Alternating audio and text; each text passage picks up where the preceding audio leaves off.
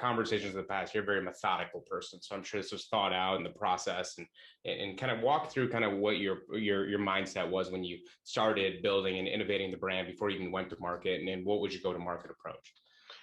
Yeah, first of all, thanks for the compliment. I appreciate it. I do try to think methodically, so I'm glad that that's come Yes.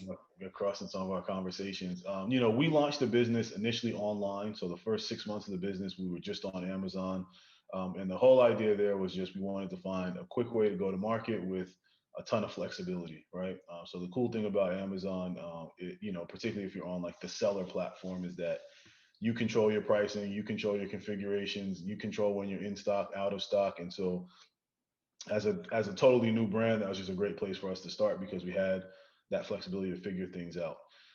From there, we then entered into the natural channel, so we launched nationally at Whole Foods and many independents and small chains from there. But the natural channel then was a good place for us because that was the consumer that I felt like would most quickly and immediately understand the value in what we were doing, right? So you think about high quality ingredients, really strong, uh, solid premium to the competition, but baked into like quality.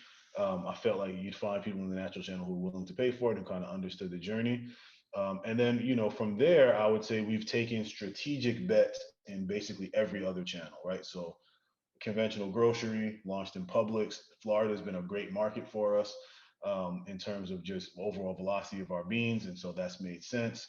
We launched into mass, so Target and Walmart on the West Coast. Again, that's kind of our home territory. We're very well developed here, so it felt like a good place to try. And then club, we launched into club in SoCal, a test. And so, you know, I think a lot of those conventional retailers were still very much in like learning mode with them. But that's been the approach, kind of start from the core, people who we know will get what we're doing, and then just be really smart about how we expand outside of that. Do you have a favorite in terms of his favorite sales channel for any reason whatsoever? um, I love them all. I really do. You know what I mean? And for different reasons, right? I love club because you have the ability to have this huge palette footprint and introduce a new product to the world very quickly, right? And you know, different than a supermarket where you're competing with thousands of other brands, right? So that's the reason I love club.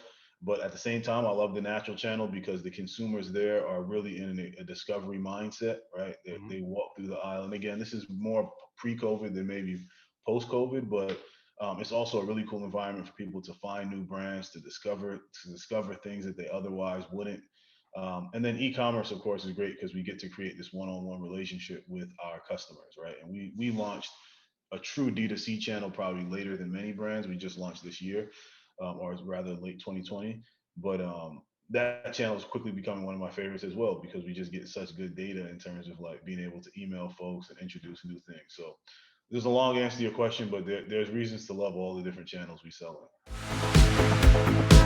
in.